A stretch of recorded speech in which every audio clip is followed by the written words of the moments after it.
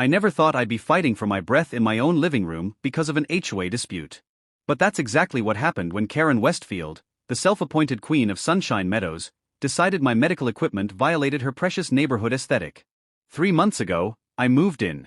I have severe COPD, requiring supplemental oxygen, and I had confirmed my necessary medical accommodations were protected under the Fair Housing Act and the HOA's own bylaws. 2 days after moving in, Karen showed up, clipboard clutched like a shield. Her eyes immediately darted to the medical equipment beside my recliner. "What's all this?" she asked with obvious distaste. "Medical equipment. I have COPD. This helps me breathe." Karen made a note. "Well, medical equipment or not, it can't be visible from the street. Section 12, paragraph 4 of our bylaws clearly states that all homes must maintain an appealing aesthetic." I took a measured breath. Actually, medical equipment is exempt under both the bylaws and federal law. Karen, who had been president for 15 years, thrust a yellow paper into my hands. "You have 7 days to remedy this violation. After that, it's a $100 fine per day." The harassment escalated. Fines came for everything: an oxygen tank visible in my car's back seat, and even my wheelchair ramp, built precisely to ADA specifications. I cited legal protections. She invented emergency amendments. One board member warned me, "Just be careful. Last guy who challenged her found his hedges mysteriously poisoned." I knew I had to act. I installed security cameras. The real trouble began last Tuesday. I was having a particularly difficult breathing day and settled into my recliner with my oxygen unit humming. The doorbell rang. It was Karen. I ignored it. I was done engaging. 10 minutes later, there was a loud sound from my side yard where the external unit for my home oxygen system was installed. The alarm on my portable unit began to blare as the pressure dropped. Before I could connect my emergency backup tank, my front door burst open. Karen stood there, a ring of keys in her hand. "As HOA president, I have access keys for emergencies," she announced triumphantly. "And your continued violations constitute an emergency to our community standards." I struggled to connect my backup tank. "What did you do?" I managed between labored breaths. "I disconnected that eyesore outside," she said with smug satisfaction.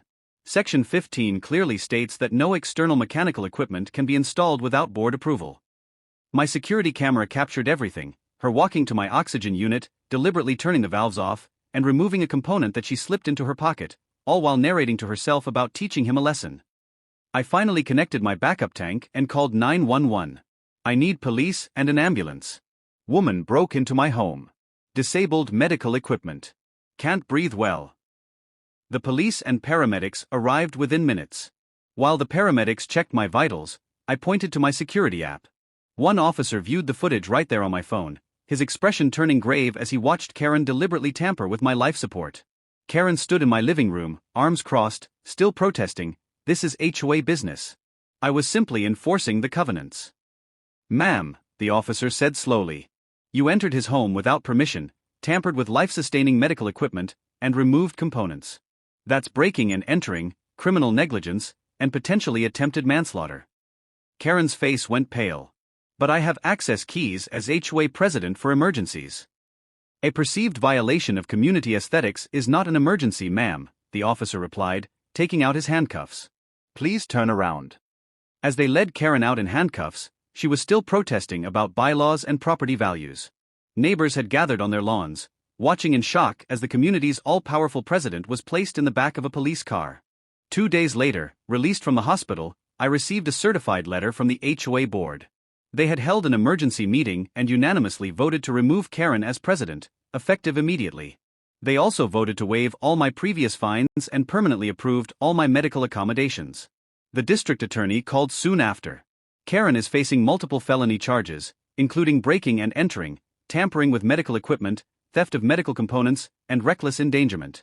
Her real estate license has been suspended pending investigation, effectively ending her career. She is looking at substantial jail time and damages that will likely force her to sell her beloved home in Sunshine Meadows.